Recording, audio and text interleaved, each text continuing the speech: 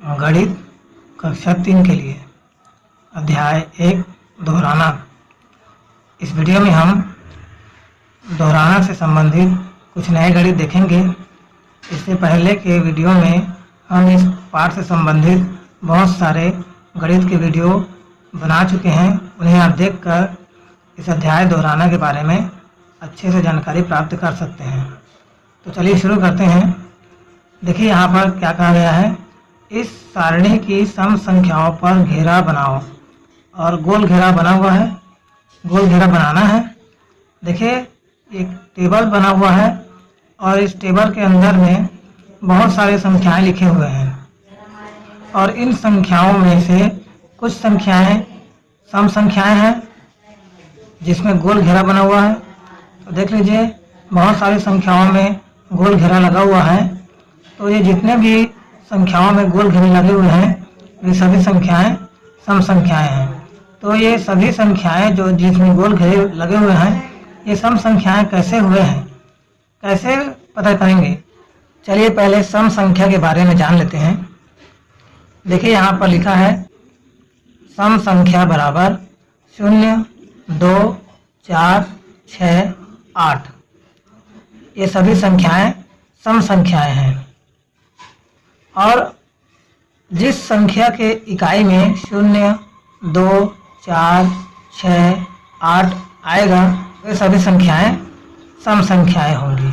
अब देखते हैं उस टेबल को जिसको हम पढ़ेंगे। अब देखिए इस टेबल में बहुत सारी संख्याएं बनी हुई हैं, ये तो हम पहले देख चुके हैं। और ये भी जान गए कि सम संख्याएं क्या होती हैं, कौन कौन सी संख्याओं को सम संख्याएं कहते हैं। ठीक है, तो देखिए गोल घेरा लगा हुआ है। जिस जिस संख्या में गोल घेरा लगा हुआ है उस संख्या के इकाई को देखेंगे। अगर दो अंक एक साथ है जैसे कि 30 है, 48 है, 12 है, तो इसका इकाई देखेंगे। और अकेला नंबर है जैसे कि 4 है, 8 है, 2 है, तो ये तो हम देख चुके हैं कि जिस संख्या के या जो संख्या 0, 2, 4, 6, 8 होता है वो सम संख्या होता है।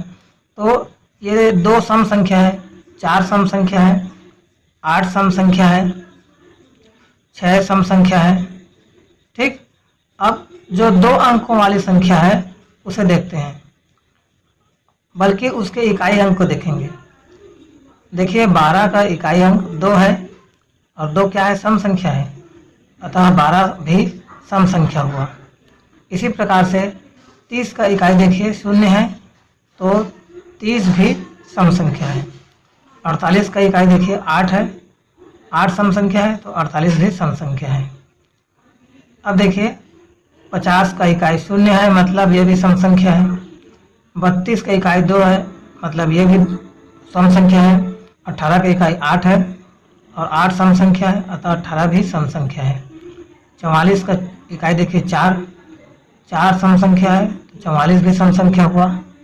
इसी प्रकार से 22 का इकाई देखिए 2 और 2 सम संख्या में आता है इसलिए 22 भी सम संख्या है। इसी प्रकार 34,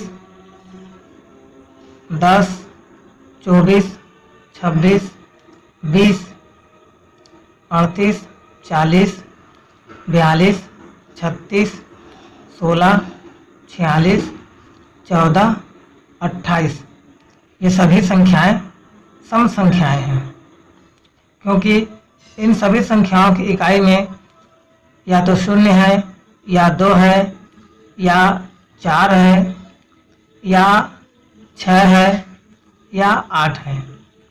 देख लीजिए 18 का इकाई 8, 38 का इकाई 8, 28 का इकाई 8, 46 का इकाई 6। अभी हम देख लीजिए सम संख्या को पहचानना हम जान गए। अब आपको ये समझ में आ गया होगा कि सम संख्याएं क्या होती हैं और इन संख्याओं में जिसमें गोल घेरे लगे हुए हैं ये सम संख्याएं हैं। यह आपको समझ में आ गया होगा। अब देखते हैं आगे प्रश्न में। 16 से छोटी सम संख्याओं को घटते क्रम में लिखो। सम संख्याओं को घटते क्रम में लिखना है और 16 से छोटी होनी चाहिए। तो 16 से छोटी 1, 2, 3, 4, 5, 6, 7, 8, 9, 10, 11, 12, 13, 14, 15 ये सभी संख्याएं 16 से छोटी हैं। और 16 तो यहाँ पे दिया है तो 16 से छोटी बोला है, इसीलिए यहाँ पे 16 में गोला लगाकर इसको सही का निशान बताया गया है, ताकि इससे छोटा संख्या है, इसके पीछे जितने भी संख्याएं हैं ये सभी इस 16 से छोटे हैं, इसीलिए इसमें सही का निशान लगा है। अब देखिए इसमें बोला गया है सम संख्याओं, तो सम संख्या इसमें से सभी संख्याएं सम संख्याएं नहीं हैं, तो इसमें 2 सम संख्या है, 4 सम संख्या है, 6 सम संख्या है, 8 सम संख्या है, 10 भी सम संख्या है, 12 भी सम संख्या है और 14 भी सम संख्या है। अब इसमें कहा गया है सम संख्याओं को घटते क्रम में लिखो, तो हमें सम संख्याएं मिल गए हैं, अब इन्हें हमें घटते क्रम में लिखना है। तो देखिए यहाँ पे घटते क्रम बराबर 14, 12, 10, 8, 6, 4, 2। ठीक, घटते क्रम में बड़ा संख्या सबसे पहले होता है, उसके बाद उससे छोटा, उसके बाद उससे छोटा, और इस प्रकार से छोटा छोटा करते हुए आगे बढ़ते जाता है और लास्ट में सबसे छोटा होता है। तो 14 सबसे बड़ा सम संख्या है, उसके बाद उससे छोटा है 12, उसके बाद उससे छोटा है 10, उसके बाद उससे छोटा है 8, उसके बाद 8 से छोटा है 6 और 6 से छोटा है 4 और 4 से छोटा है 2। इस प्रकार से घटते क्रम 14, 12, 10, 8, 6, 4, 2 प्राप्त हुए। अब देखते हैं अगला। अब देखिए विषम संख्या बराबर 1, 3, 5, 7, 9। विषम संख्याएं हैं 1, 3, 5, 7, 9। इसका मतलब क्या हुआ कि 1, 3, 5, 7, 9 ये तो विषम संख्या है ही, और जिस संख्या के इकाई में 1, 3, 5, 7, 9 आएगा वो संख्या भी विषम संख्या होगा। ठीक, अब देखते हैं इससे संबंधित गणित के प्रश्न। देखिए विषम संख्या से संबंधित प्रश्न। 56 से 75 के बीच आने वाली विषम संख्याएं लिखो। 56 से 75 के बीच आने वाली विषम संख्या हमें लिखना है। तो यहाँ पर तो सब लिखा हुआ है और टिक लगा के बताया भी गया है कि कौन कौन सी संख्याएं विषम संख्याएं हैं। तो चलिए इसे समझने का प्रयास करते हैं।